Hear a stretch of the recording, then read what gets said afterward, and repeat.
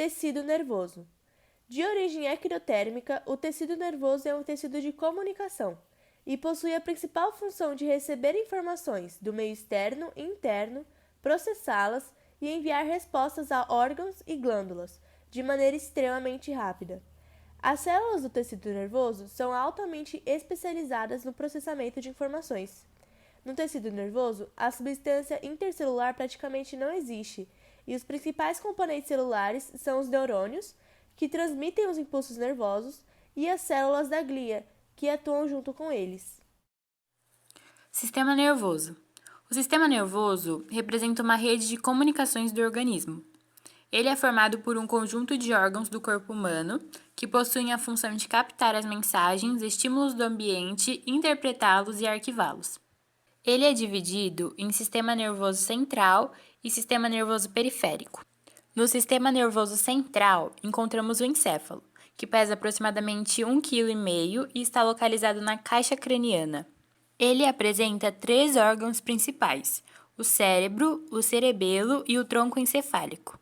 O cérebro é o órgão mais importante do sistema nervoso.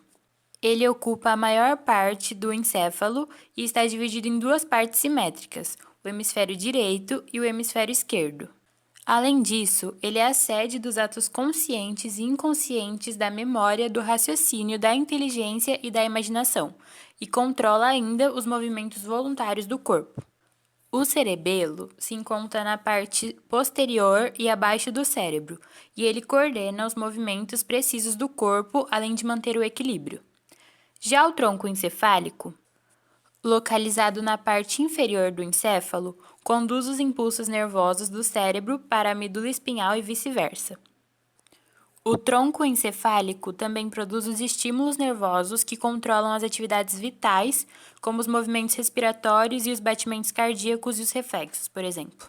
A outra parte do sistema nervoso central é a medula espinhal, que é um cordão de tecido nervoso que se encontra dentro da coluna vertebral. Sua função é conduzir os impulsos nervosos do restante do corpo para o cérebro e coordenar os atos involuntários. O sistema nervoso periférico é dividido em nervos e gânglios nervosos. Sua função é conectar o sistema nervoso central ao resto do corpo. Bom, os nervos existem os cranianos e os raquidianos. Os nervos cranianos distribuem-se em 12 pares que saem do encéfalo. Sua função é transmitir mensagens sensoriais ou motoras, especialmente para as áreas da cabeça e do pescoço. Já os nervos raquidianos são 31 pares de nervos que saem da medula espinhal.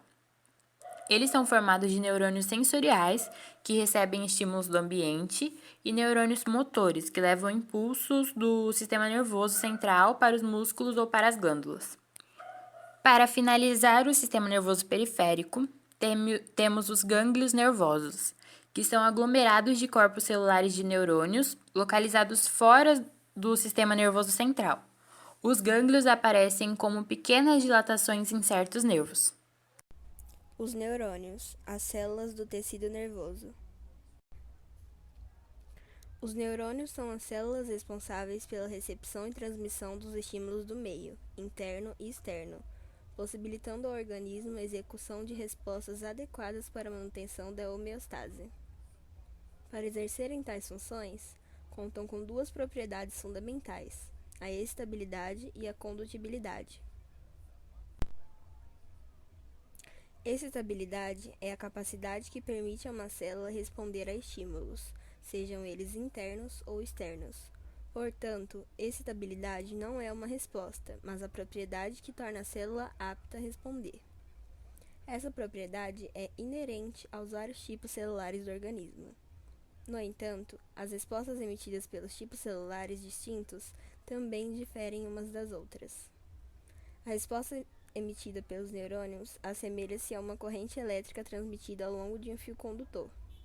Uma vez excitados pelos estímulos, os neurônios transmitem essa onda de excitação, chamada de impulso nervoso, por toda a sua extensão em grande velocidade e em curto espaço de tempo. Esse fenômeno deve-se à propriedade de condutibilidade. Para compreendermos melhor as funções de coordenação e regulação exercidas pelo sistema nervoso, precisamos primeiro conhecer a estrutura básica de um neurônio e como a mensagem nervosa é transmitida. Os neurônios são considerados uma unidade básica do sistema nervoso. Estas são as verdadeiras células condutoras do tecido nervoso, as responsáveis pela recepção e pela transmissão dos impulsos nervosos sob a forma de sinais elétricos. Essas células não têm a capacidade de se regenerar. Os neurônios são compostos pelo corpo celular ou pericárdio, dendritos e axônios. Um neurônio típico apresenta 3 partes distintas: corpo celular, dendritos e axônio. No corpo celular, a parte mais volumosa da célula nervosa, se localizam o núcleo e a maioria das estruturas citoplasmáticas. O axônio é uma expansão celular fina, alongada e de diâmetro constante, com ramificações em sua porção final, de modo que os impulsos possam ser transmitidos simultaneamente a vários destinos. É uma estrutura especializada na transmissão de impulsos nervosos para outros neurônios ou para outros tipos celulares, como as células de órgãos efetores. Os dendritos são prolongamentos finos e geralmente ramificados que conduzem os estímulos captados do ambiente ou de outras células em direção ao corpo celular. A sinapse é uma região onde há a comunicação entre os neurônios, entre neurônios e músculos e entre neurônios e glândulas. Na grande maioria das sinapses, a transmissão de informação é possível graças à presença de neurotransmissores, que são mensageiros químicos. Nesse tipo de sinapse, chamada de sinapse química, o impulso nervoso de um neurônio pré-sináptico é transformado em sinal químico que atua na célula pós-sináptica. É importante salientar que existem ainda as chamadas sinapses elétricas. Nessas sinapses, as correntes elétricas fluem diretamente de um neurônio a outro. Classificação dos neurônios pela sua forma. Os neurônios podem ser classificados de acordo com o número de processos que se estendem do corpo celular. Os neurônios multipolares são o tipo mais comum. Eles têm vários dendritos e um axônio que se estende do corpo celular. Os neurônios bipolares têm 2 processos que se estendem do corpo celular, um axônio e um único dendrito. Esse tipo de neurônio pode ser encontrado na retina. Neurônios unipolares são geralmente neurônios sensoriais que possuem um único processo, que então se divide em 2. Um dos 2 processos se estende para fora para receber informações sensoriais de várias áreas do corpo, enquanto o outro processo retransmite informações sensoriais para a medula espinhal ou para o cérebro. Classificação. Os neurônios podem ser divididos e classificados segundo algumas características particulares, como a forma e a função. Quanto à função, temos os motores, que também podem ser chamados de eferentes, os sensoriais, também chamados de aferentes, e os interneurônios.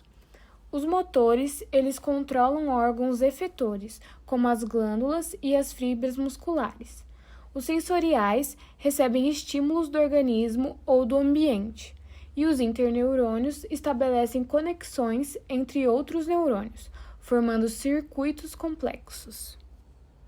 Células da glia.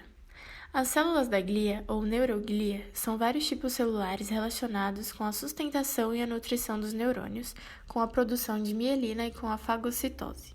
Sua função é envolver e nutrir os neurônios, mantendo eles unidos. Os tipos de células são astrócitos, têm a forma de estrela, com inúmeros prolongamentos, oligodendrócitos, que produzem as bainhas de mielina. Temos também outros tipos de células da glia, como a micróglia, que são células pequenas com poucos prolongamentos presentes tanto na substância branca como na substância cinzenta. São células fagocitárias e derivam de precursores trazidos da medula óssea pelo sangue, representando o sistema mononuclear fagocitário no sistema nervoso central. Também temos as células de Schwann. As células de Schwann têm a mesma função dos oligodendrócitos, porém se localizam em volta do sistema nervoso periférico. Cada célula de Schwann forma uma bainha de mielina em torno de um segmento de um único axônio. Ao contrário, os oligodendrócitos têm prolongamentos por intermédio dos quais envolvem diversos axônios. Essa bainha de mielina atua como um isolante térmico, isolante elétrico e contribui para o aumento da velocidade de propagação do impulso nervoso ao longo do axônio. Porém, não é contínua. Entre uma célula de Schwann e outra, existe uma região de descontinuidade da bainha, o coacarreta. A existência de uma constrição, estrangulamento, denominada nódulo de Ranvier.